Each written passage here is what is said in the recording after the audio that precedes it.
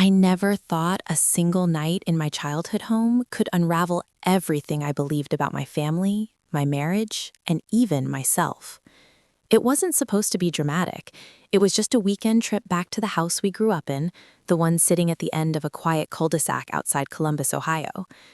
My mom had passed 2 years earlier, and the place had been sitting mostly untouched since then, like time got stuck inside those walls. My older brother Jason and my younger sister Emily and I decided we needed to finally go through it. Sell it, probably. Move on. That's what normal people do. At least, that's what I thought we were doing. I drove up Friday afternoon, alone. My wife Claire had stayed behind in Chicago because of work. Or at least, that's what she told me. I didn't question it. At that point, I still trusted her, in the kind of blind, comfortable way you trust someone after 10 years of marriage. We weren't perfect, but we were stable, predictable, safe. Jason was already there when I pulled into the driveway. His truck was parked crooked, like always, one tire slightly on the grass. Some things never change. He came out onto the porch as I got out of the car, holding a beer, giving me that same half-smirk he'd had since we were teenagers. "Look who finally made it," he said. I shrugged, grabbed my bag. Traffic was garbage. We hugged, but it was brief. Jason and I were never the emotional type. Not with each other, anyway. Inside, the house smelled exactly the same. Old wood, faint detergent, something warm and familiar that hit me harder than I expected. It almost knocked the air out of me for a second. Memories stacked on memories. Christmas mornings, late-night arguments, the sound of our mom calling us down for dinner. Emily showed up about an hour later, her car packed like she was moving in. She'd always been the sentimental one, the one who held on to everything. She rushed inside, hugged both of us longer than we were comfortable with, already tearing up. "I can't believe we're actually doing this," she said. "Yeah," I muttered. "Me neither." We ordered takeout that night, sat around the old dining table, going through random drawers and boxes, pulling out things we hadn't seen in years. It felt almost good, like we were connecting in a way we hadn't since we were kids. There was laughter, inside jokes, even a couple of stories I'd completely forgotten. At some point, Jason asked about Claire. "How's married life treating you?" he said, leaning back in his chair. "Same as always," I said. "Busy. She's been working a lot lately." Emily smiled. "I love her. You got lucky." "Yeah," I said, and I meant it. Or at least, I thought I did. Jason didn't say anything at first. He just took a sip of his beer, eyes flicking toward me in a way that felt off. I didn't catch it fully in the moment, but something about it stuck. We stayed up late, later than we should have. There's something about being back in your childhood home that makes you act like time doesn't matter anymore, like you're immune to consequences. Around midnight, the power flickered, just once, enough to make all of us look up. "Storm coming," Jason said, glancing toward the window. Sure enough, rain started not long after. Slow at first, then steady.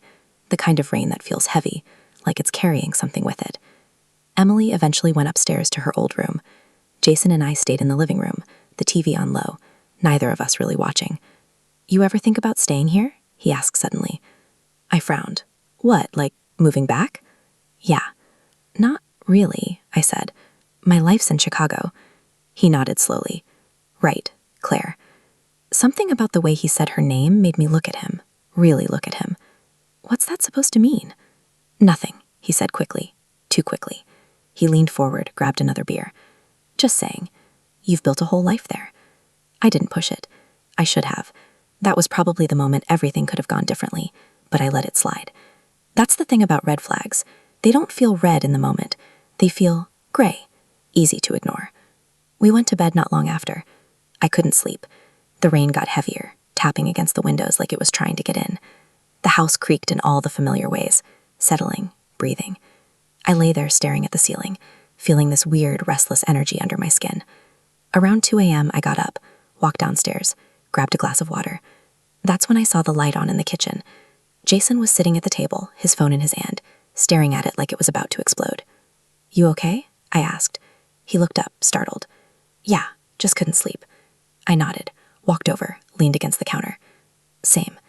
There was a long silence, the kind that stretches just enough to become uncomfortable. Then he said, "I need to tell you something." My stomach tightened immediately. I didn't know why, but it did. "What?" He hesitated, ran a hand through his hair. It's not simple. Just say it." Another pause, longer this time. It's about Claire. The air in the room shifted. I felt it physically, like a pressure drop before a storm. What about her? He looked me straight in the eye then, and whatever I saw in his face, my chest go cold. I didn't know how to tell you, he said. I still don't. Tell me what? My voice came out sharper than I intended. He exhaled slowly. She's not who you think she is. That pissed me off immediately. What the hell does that mean? I've seen things, he said, heard things. My heart started pounding, loud enough that I could hear it in my ears. Jason, stop dancing around it. He looked down at his phone, then back up at me. I think she's cheating on you. For a second, I actually laughed. It just came out. Short, disbelieving. That's not funny. I'm not joking. I shook my head, stepping back. No way. Claire wouldn't... She's been coming here, he cut in. That stopped me. What? He swallowed. Not just here. Around town. I've seen her. More than once. That doesn't make any sense, I said. She's been in Chicago. That's what she tells you, he said quietly. My brain felt like it was trying to process too many things at once and failing. Why would she come here? For what? Jason hesitated again, and that hesitation was worse than anything he'd said so far. For me, he said. The room went completely still. I stared at him, waiting for him to take it back, to laugh, to say it was some sick joke. He didn't. What are you talking about? I said, my voice barely above a whisper. He looked miserable now, not smug, not defensive, just wrecked. It started a few months ago, he said. She reached out, said she was in town visiting a friend. We grabbed a drink. One thing led to another. I felt like I was going to throw up. You're lying. I wish I was. No, I said, shaking my head harder now. No, this is messed up. Why would you even say this? Because it's true. The words hit like a punch. How long? I asked. He didn't answer right away. Jason, how long? About 6 months. 6 months. 6 months of my life that suddenly felt fake. Why are you telling me now? I demanded. Because it's gone too far, he said. And because she was supposed to come this weekend. Everything inside me dropped. What? He nodded slowly. She said she'd meet me here. Tonight. I felt the room spin slightly. I grabbed the edge of the counter to steady myself. You're telling me my wife is on her way here right now to sleep with my brother in our childhood home? His silence was the answer, and that's when I heard it. A car pulling into the driveway. Both of us froze. Headlights swept across the living room walls, cutting through the darkness. Neither of us moved for a second, maybe 2. Then Jason whispered, "That's her." My heart slammed so hard I thought it might actually stop, because suddenly I realized something even worse than the betrayal. I was about to come face to face with it. I didn't move at first. I couldn't. My body just locked up like it didn't know how to respond to what was happening. The headlights stayed on for a few seconds, casting these long, distorted shadows across the walls we grew up staring at as kids. Then the engine cut off, and everything went quiet again. Too quiet. Jason stood up slowly from the kitchen table like he was bracing for impact. "Listen," he said, his voice low, tense. "We need to figure out what you want to do." I let out a sharp breath, almost like a laugh, but there was nothing funny in it. "What I want to do?" I repeated. "You mean besides losing my mind? I mean, do you want to confront her, or do you want me to handle it first?" "Handle it?" I turned toward him, finally moving. "Handle it how, Jason? You've been sleeping with my wife for 6 months. What exactly is your plan here?" He flinched. Good. He should have. "I didn't plan this," he said. "It just..." "Don't," I snapped. "Don't give me that 'it just happened' garbage. That's not a thing. You made choices, she made choices." There was a soft thud outside, a car door closing. Both of us went silent again. My chest tightened so hard it hurt. This was real. This wasn't some misunderstanding or a bad joke or a nightmare I could wake up from. Claire was outside, right now, walking toward this house, thinking she was about to spend the night with my brother. I felt something shift inside me then. Not calm exactly, but something colder, more focused. "I'm not hiding," I said. Jason looked at me carefully. "Are you sure?" "No," I said honestly, "but I'm not hiding." Footsteps approached the front porch, slow, confident, like she'd done this before, like this wasn't new to her.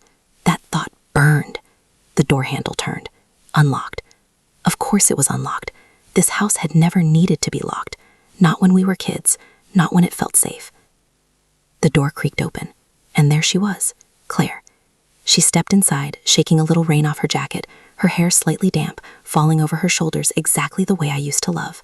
She looked normal, completely normal, like she had just come home after a long day. "Jason?" she called softly, closing the door behind her. Then she saw me, and everything changed. She froze. For a split second, her face went completely blank, like her brain couldn't process what it was seeing.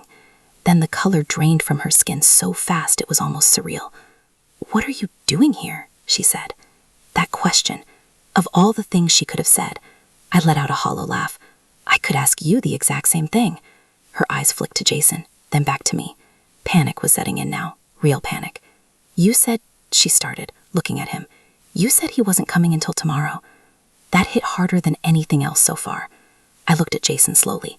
"So you were coordinating schedules now?" "Look, he started. "Don't," I said again, sharper this time. Claire took a step back like she was trying to physically create distance from the situation. "This isn't what it looks like." I actually laughed again, louder this time, because that was just unbelievable. "Really?" I said, "because it looks like my wife drove 2 hours in the middle of the night to meet my brother behind my back. So please, explain what it actually is." Her mouth opened, but nothing came out. "Go ahead," I pushed. "I'm listening." Jason rubbed his face, clearly unraveling. "We should sit down." "No," I snapped. "Nobody's sitting down. You can stand there and explain this to me like adults." Claire's eyes filled with tears, but I didn't feel anything for that. Not sympathy, not softness, just distance. "It wasn't supposed to happen like this," she said quietly. There it was again, that phrase. "Then how was it supposed to happen?" I asked. "Walk me through the ideal version of this, because I'm really curious." She looked at the floor. "I didn't plan it." I shook my head, pacing now, trying to burn off the energy building inside me. "You drove here, tonight, in the rain, after telling me you had work.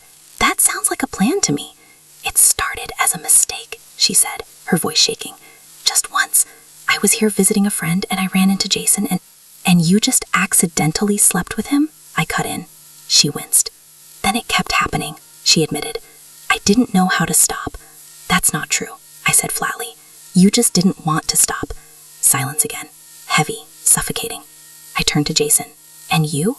What's your excuse?" He met my eyes, and for the first time there was something solid there. Not guilt, not fear. "Because I love her," he said. The words landed like a bomb. Claire's head snapped toward him. "Jason." "No," he said, louder now. "I'm not doing this halfway anymore. He deserves the truth." My vision blurred for a second. "You love her," I repeated. "Yes." I looked at Claire. "Do you love him?" She didn't answer. "Do you love him?" I asked again, louder this time.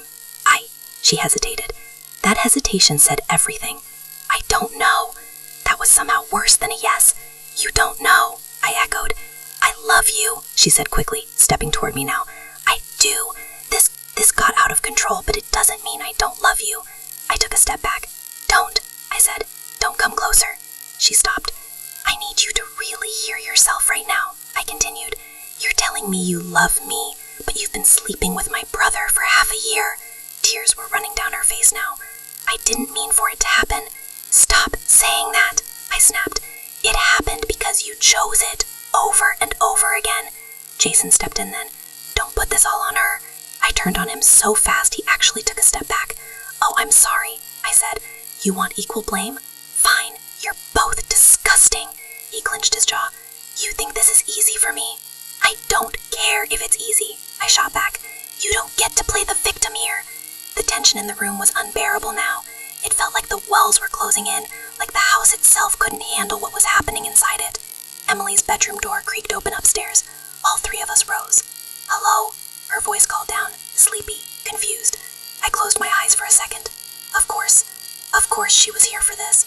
Footsteps on the stairs, slow, then faster as she picked up on the energy.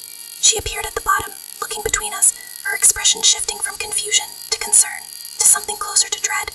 "What's going on?" she asked. No one answered. Her eyes landed on Claire, then Jason, then me, and something clicked. "Wait," she said slowly. "Why is Claire here?" Silence again. "Why does she look like she's been crying?" Emily pressed. I let out a long, shaky shaky breath. Because, I said, my voice hollow now, she came here to see Jason. Emily frowned. Okay, and? I looked her straight in the eye. They've been having an affair. The word hung in the air like smoke. Emily's face went completely still. No, she said immediately. No, that's not... No. I didn't say anything. She looked at Jason. Tell me he's lying. Jason didn't speak. Tell me he's lying, she shouted now. I can't, he said quietly. That broke something in her. She let out this sharp, disbelieving laugh, shaking her head. Are you serious right now? In this house? With him? Claire tried to speak. Emily, don't, Emily snapped, holding up a hand. Just don't. She turned in a slow circle, like she was trying to make sense of the room, the situation, reality itself. This is insane, she muttered. This is actually insane. I leaned against the wall, suddenly exhausted, drained in a way I didn't even know was possible. But deep down, under all the anger and shock and betrayal, there was something else starting to form. A question. Because something about all of this still didn't fully add up, and I couldn't shake the feeling that this wasn't the whole truth. Emily kept pacing, like she was trying to walk herself out of the situation, like if she moved fast enough, none of it would be real. Jason stood near the kitchen, arms crossed, jaw tight, while Claire just stood there, like she didn't know where she was supposed to exist in the room anymore. And me? I felt like I was outside my own body, watching it all unfold from a distance. But that feeling didn't last, because the more I looked at them, the more something felt off. Not just wrong, off. You said 6 months, I said suddenly, my voice cutting through the tension. Jason glanced at me. Yeah? I nodded slowly, my eyes shifting to Claire. And you just happened to run into him here one day, and that kicked all of this off? She hesitated again. That hesitation was starting to feel like a pattern, like every important truth lived right on the other side of it. Yeah, she said, but it sounded weaker this time, less certain. I pushed off the wall, stepping closer. No, I don't buy that anymore. Jason frowned. What are you talking about? I'm talking about how none of this makes sense, I said. You expect me to believe that my wife randomly runs into my brother in our hometown, they hook up once, and then just keep doing it for half a year without anyone slipping, without anything weird happening, without me noticing anything? You didn't notice, Jason said. That's not a defense, I snapped. That's luck.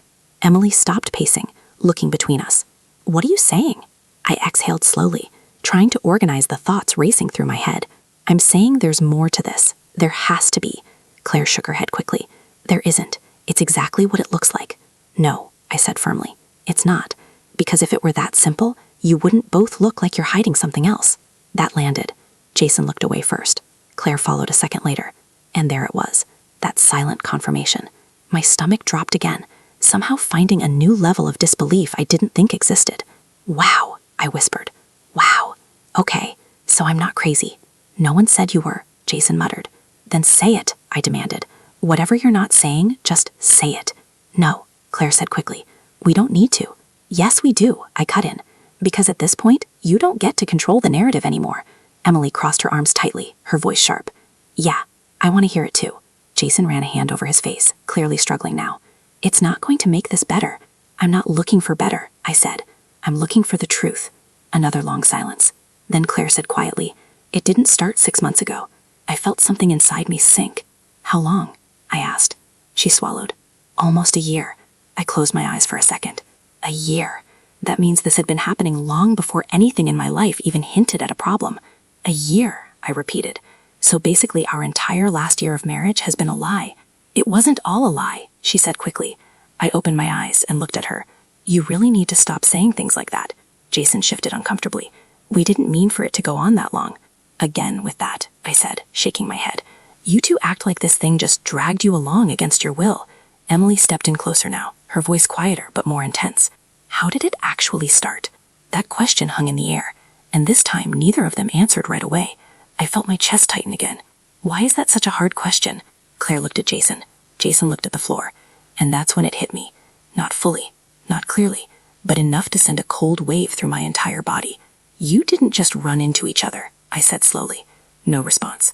You planned it, I continued. From the beginning. That's not... Claire started. Stop, I said, holding up a hand. Just stop lying. It's pointless now. Jason let out a long breath, like he'd been holding it for hours. We met online. The words didn't make sense at first. Online? I repeated. Claire nodded faintly, tears still streaming down her face. It started as nothing, just talking. My brain struggled to connect that to reality. Talking? How? You already knew each other. Not like that, she said. Not personally. I stared at her. You've been around him for years. Yeah, she said. But we never actually talked one-on-one. Not really. Not until... She trailed off. Until what? I pressed. Jason answered this time. Until she messaged me. The room went still again. I felt like every piece of information was rearranging itself into something uglier. You messaged him? I said, looking at Claire. She nodded, barely. Why? That question hit harder than all the others. Because this wasn't about accidents or mistakes anymore. This was about intent. Claire hesitated longer this time than ever before. I was lonely, she said finally. Something in me snapped. Lonely? I repeated. You were lonely? You were living with me. I know, she said quickly. I know how that sounds. It sounds insane, I cut in. Because it is. It didn't feel insane at the time, she said, her voice breaking. You were always working, always distracted. We barely talked anymore unless it was about bills or schedules or what we needed from the store. That's what marriage looks like sometimes, I said. It's not always exciting. I know, she said, but I felt invisible.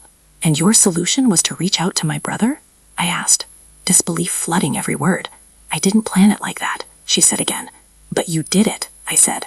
You chose him. Out of everyone. Jason stepped forward slightly. She didn't just choose me. I responded. I turned to him.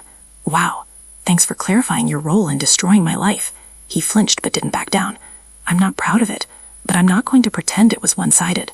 Emily shook her head, her voice filled with disgust. This is beyond messed up. No argument there, I muttered. Claire wiped at her face, trying to steady herself. It started as messages, then calls, then video chats. It built over time. And at no point did either of you think, hey, maybe we shouldn't do this because it would completely destroy him? I asked. Neither of them answered. That's what I thought, I said quietly. There was a heavy pause, and then I asked the question that had been sitting in the back of my mind since Jason first spoke. How serious is this? Jason looked at me directly. It's not just physical. I nodded slowly, like I already knew that answer, but needed to hear it anyway. Of course it's not. Claire stepped toward me again, cautiously this time. It doesn't change how I feel about you. I laughed under my breath. You keep saying that like it means something. It does, she insisted. I love you. I looked at her for a long moment, really looking this time, trying to find something familiar in her face. I don't think you do, I said finally. That hit her. I saw it. I think you love the version of me that existed before all of this, I continued. The one who didn't know what you were capable of. Tears streamed down her face again, but I felt nothing. Emily spoke up, quieter now. So what now? That question settled over all of us, because this was the part none of us had prepared for. There was no script for what came after something like this. I looked around the room, the house we grew up in, the people I thought I knew better than anyone, and realized something that made my stomach twist even more. I wasn't just losing my wife. I was losing my family. And the worst part, I still didn't know if I had the full truth. Because even now, something in Jason's expression told me there was one more piece, one more thing he hadn't said. And I had a feeling it was the one that would hurt the most. I kept staring at Jason because I couldn't shake it, that feeling that he was still holding something back. It was in the way he avoided my eyes for more than a second at a time, the way his jaw kept tightening like he was bracing himself for something worse than what had already happened. And that didn't make sense, because what could possibly be worse than this? What else? I said quietly. Jason looked up, caught off guard. What? You heard me, I said. What else are you telling me? Claire's head snapped toward him immediately, panic flashing across her face. Don't. That was all I needed. I let out a hollow breath, shaking my head slowly. Unbelievable. It's not, Jason started. Stop protecting him, I snapped at Claire. You've done enough of that already. She froze. I stepped closer, my voice lower now, but sharper than ever. Say it, Jason. He didn't move. Say it, I repeated. Emily looked between all of us, her voice barely above a whisper now. What is he talking about? Jason closed his eyes for a second, like he was trying to delay the inevitable. But then he exhaled, and when he opened them again, whatever wall he'd been holding up finally cracked. "She's pregnant," he said. The world didn't stop. That's the weird part.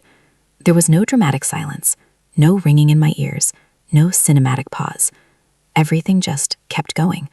The rain against the windows, the faint hum of the fridge, Emily's sharp inhale, and me, standing there, trying to process words that didn't feel real.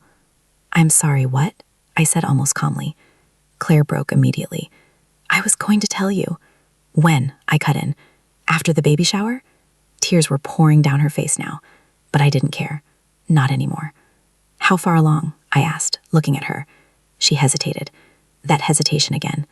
"How far?" I repeated. 10 weeks, she whispered. I did the math without even trying. 10 weeks.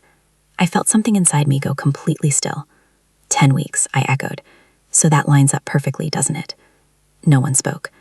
I nodded slowly, like I was confirming something to myself. Yeah, it does. Emily covered her mouth, her eyes wide with shock. "Oh my God." I looked at Jason. "Is it yours?" He didn't answer right away, and that was answer enough. But I needed to hear it. "Is it yours?" I asked again, louder this time. "Yes," he said. That was it. That was the moment something in me finally broke, but not in the way you'd expect. I didn't yell. I didn't throw anything. I didn't lunge at him or her or lose control. I just stopped feeling anything. All the anger, all the hurt, all the chaos. It just drained out of me like someone pulled a plug. And what was left was cold, clear. "Okay," I said. Both of them looked at me like they didn't understand that response. "Okay," Claire repeated, her voice shaking. "Yeah," I said. "Okay." I turned, walked into the living room, grabbed my car keys off the table. "Wait, what are you doing?" she asked, following me. "I'm leaving," I said simply. "You can't just leave," she said. I stopped, turned to look at her one last time. "Watch me." Her face crumpled. "Please don't do this like this." "Like what?" I asked. "Quietly? Because trust me, you don't want the other version." Jason stepped forward. "Man, just let's talk about this." I looked at him, really looked at him, and for the first time in my life, I didn't see my brother. I saw a stranger. "There's nothing to talk about," I said. Emily spoke up then, her voice desperate. "Please don't go, not like this. We can figure something out." I softened for half a second when I looked at her, because she didn't deserve any of this. But that didn't change what had to happen. "There's nothing to figure out," I said gently.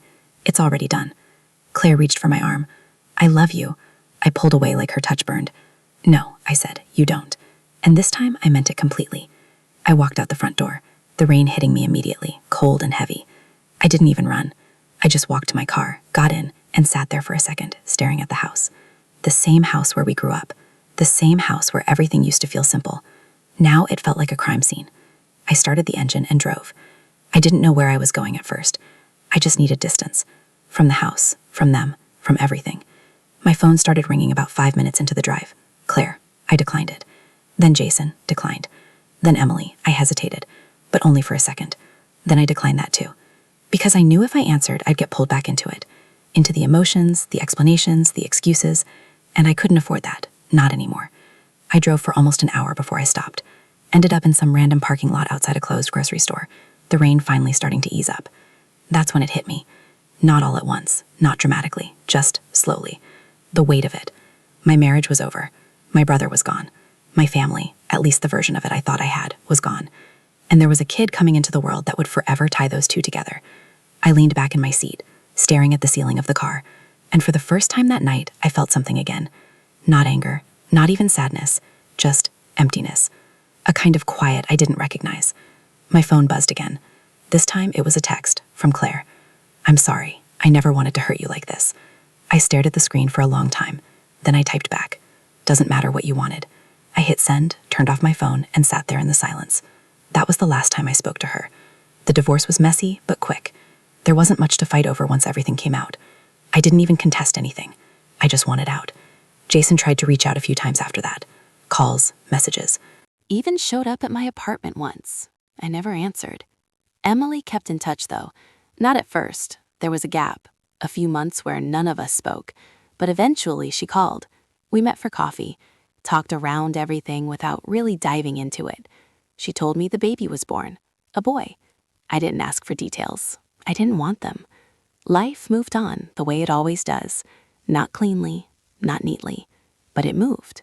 And sometimes, late at night, when everything's quiet and there's nothing to distract me, I think about that moment, standing in that kitchen, realizing that the two people I trusted most in the world had built something behind my back. Not just an affair, a whole life. And the worst part isn't even what they did. It's how normal it all felt to them, how easy, like I was just not part of the equation anymore. I don't go back to that house. I don't talk to Jason. And as far as I'm concerned, that version of my life, the one with them in it, ended the second that front door opened. Some things don't break. They just disappear. And you're left standing there, trying to remember what it felt like when they were still real.